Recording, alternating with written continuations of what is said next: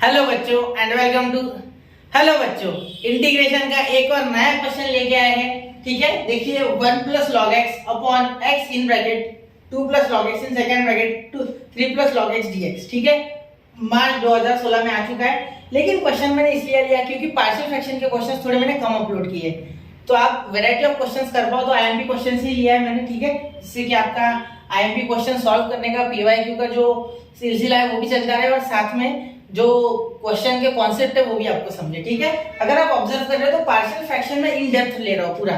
ठीक है, इस क्वेश्चन में भी तो आपको क्या करना है, सिर्फ आगे टेक्स्ट बुक खुली रखनी है या आपने जो भी कोचिंग में वगैरह जहाँ भी पढ़ा है वो एक बार आगे रखो तो आपको पूरा रिवाइज हो जाएगा, ये गारंटी मेरी है। ठीक है, चलिए तो ये क्वेश्चन देखना, यहाँ 1 प्लस लॉग एक्स है तो पार्शियल फ्रैक्शन के लिए हमें अब यहाँ लॉग एक्स, ठीक है 1 प्लस लॉग एक्स है तो पार्शियल फ्रैक्शन के लिए अगर ऊपर कुछ ना हो तो बेटर है। ठीक है, ऊपर कुछ ना हो तो बेटर है। ठीक है, लेकिन यहाँ सोचने वाली बात ये है कि यार x भी है तो इस x का क्या करेंगे, हम log x को तो निपटा देंगे, ठीक है उसको t डाल देंगे, लेकिन इस x का क्या करेंगे। तो आप बोलोगे सर जब हम t डालेंगे ही log x को तो डिफरेंशिएट भी कर देंगे जिससे कि log x का डिफरेंशिएशन 1/x आ जाएगा। ठीक है, समझ रहे हो। हेलो बच्चों, इंटीग्रेशन का एक और नया क्वेश्चन लाए हैं।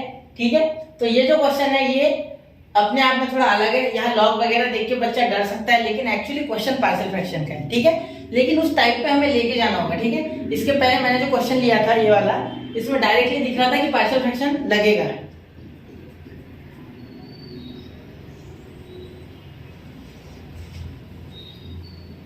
हेलो बच्चों, एक और क्वेश्चन इंटीग्रेशन से लेके आए हैं। ठीक है, ये क्वेश्चन अपने आप में थोड़ा अलग है, यहाँ बच्चा डरेगा कब, जब 1 प्लस लॉग एक्स जो दिख रहा है, ठीक है उससे बच्चा डरेगा।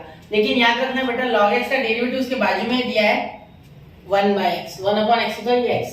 ठीक है, तो यहाँ आपको सिर्फ इतनी हिम्मत करनी है कि लॉग एक्स को t डालना, बाकी तो सॉल्व हो जाएगा, क्योंकि डायरेक्टली लॉग एक्स का तो हम सॉल्व नहीं कर सकते। लेकिन अगर यहाँ कुछ आए 2 प्लस टी और 3 प्लस टी और अपॉन में आ जाए सपोज 1 आता है, नहीं पता नहीं, पहले सॉल्व करेंगे। ठीक है, मैं जानता हूँ लेकिन आपको नहीं पता ना, इसलिए मैंने बोला। तो यहाँ आप पार्शियल फ्रैक्शन लगा के सॉल्व कर पाओगे बिल्कुल। तो क्वेश्चन हलवा है, सिर्फ पहले 2-3 स्टेप आने चाहिए। ठीक है, चलिए तो यहीं से शुरू करते हैं इस क्वेश्चन को। ठीक है, चलिए तो यहाँ लिखते हैं i = integration 1 plus log x upon x in bracket 2 plus log x in second bracket 3 plus log x dx। ठीक है, तो यहाँ put t = log of x। ठीक है, चलिए अब इसे डिफरेंशिएट करते हैं तो dt = 1/x dx। ठीक है, कैसे आया सर, देखो बेटा dt को जब डिफरेंशिएट किया तो आया dt/dx और log x को किया तो आया 1/x। अब सवाल मेरा हमेशा का जो होता है बेटा x को डिफरेंशिएट log x का तो डिफरेंशिएशन 1/x आ गया बिल्कुल, लेकिन ये x को नहीं करोगे क्या, तो x को करेंगे बेटा तो dx/dx नहीं आएगा क्या, तो इसका तो 1 आएगा ना, इसलिए नहीं लिखते। अब ये मैं इसलिए बार-बार बताता हूँ कि कोई बच्चा अगर कंफ्यूज है एक लेक्चर भी देख ले तो उसको समझ जाए सॉरी, तो इसे नंबर 1 दे दो। ठीक है, या 1 नंबर देने से अच्छा छोड़ डायरेक्ट यूज कर लेंगे। ठीक है, वैसे ही होता है डायरेक्ट इंटीग्रेशन में डायरेक्ट यूज करना होता है।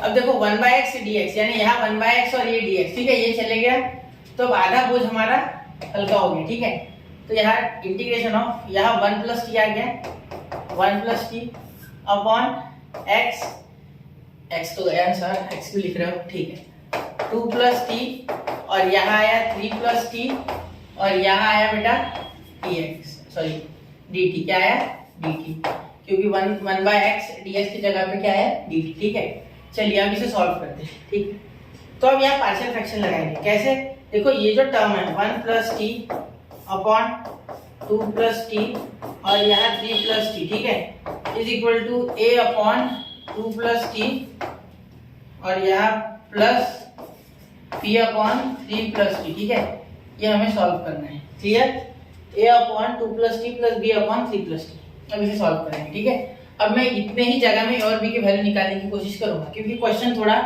अच्छा है, चलो जगह कम नहीं पड़ेगी, मैं छोटा कर दूंगा। ठीक है, चलो तो यहाँ देखो, यहाँ पार्शियल फ्रैक्शन में क्या होता है, इन दोनों का एलसीएम आता है या क्रॉस मल्टीप्लाई कर लो, इसका इधर कर लो तो क्या हो जाएगा, कर लेते हो = a in bracket 3 plus T, ये इधर वाला लिखता हूँ बाद में, लेफ्ट हैंड साइड पहले राइट हैंड साइड, ये इधर गया तो प्लस b इन bracket 2 plus T, 2 plus T. ठीक है, अब ये देखो, अब ये इधर जो टर्म बनी वही इधर बनेगी तो ये कैंसिल करेगी, देखो करके बताता हूँ। ये 1 प्लस टी ऐसे कैसे लिखो आप, तो ये 1 plus T upon 2 plus T 3 plus T 2 plus T और यहाँ आ गया बेटा 3 प्लस टी, ठीक है। और यहाँ हो गया 2 प्लस टी और यहाँ हो गया 3 प्लस टी। तो ये तो मल्टीप्लाई करता है ना नीचे का, ये यहाँ क्रॉस मल्टीप्लाई और साथ में एक दूसरे के साथ मल्टीप्लाई, तो ये और ये हो जाएगा कैंसिल, ठीक है। तो अब क्या कर रहा हूँ मैं, अब इनको कर रहा हूँ मैं समाप्त, क्योंकि ये स्टेप आप जानते हो एग्जाम में भी मत करना है, डायरेक्ट लिख सकते, ठीक है। ये इक्वेशन इंपॉर्टेंट है, ठीक है, तो इसके तरफ ध्यान देना। अब यहाँ से ए और बी की वैल्यू मिलेगी, कैसे मिलेगी? एक बार बेटा बी की वैल्यू 0 करना है और एक बार ए की वैल्यू 0 करना है। पहले किसे निकालोगे, ए को कि बी को? चलो अल्फाबेटिकल ऑर्डर में पहले ए पहले आता है, इसलिए मैं हमेशा ए निकालता हूँ।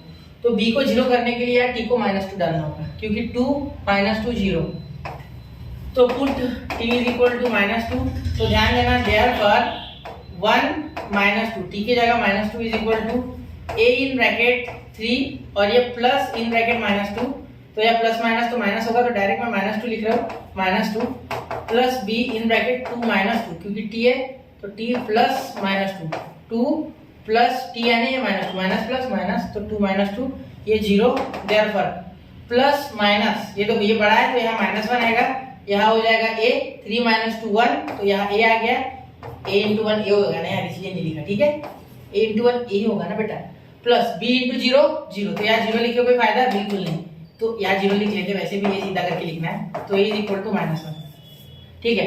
अब b निकाल लेते, ठीक है। देखो अब यहाँ क्या करेंगे, put t is equal to -3, क्योंकि a को 0 करना है तो 3 - 3 0 होता है, ठीक है, इसके उल्टा डाल देना। अब यहाँ देखो क्या करेंगे, यहाँ हम 1 - 3 जहाँ t है, और यहाँ a 3 - 3 और यहाँ हो गया प्लस b 2 - 3, ठीक है, क्योंकि प्लस इंटू माइनस माइनस ही होने वाला है, प्लस माइनस की लड़ाई में मल्टीप्लाई में हमेशा माइनस जीतता है, ठीक है। यहाँ आ गया -2, यहाँ आ गया a × 0 ये 0, ठीक है, ये 0 बन गया ना, तो ये 0 × a 0, ठीक है, और यहाँ प्लस b और यहाँ 2 - 3 क्या हो गया, -1, क्या हो गया -1, तो ये माइनस इंटू प्लस -b, तो यहाँ -b इज इक्वल टू -2, मैं यहाँ लिखूँ क्या, देखो -b इज इक्वल टू -2, जिसके कारण b क्या आ गया बेटा 2 आ गया, क्या आ गया b 2 आ गया। चलिए दिख रहा है आपको, थोड़ा ऊपर कर लेता हूँ, अब दिख रहा है, ये इंपॉर्टेंट है, ठीक है, ये स्टार्ट कर देते हैं, ठीक है। v is equal to +2, minus minus दोनों साइड कैंसिल, ये माइनस कैंसिल, ठीक है।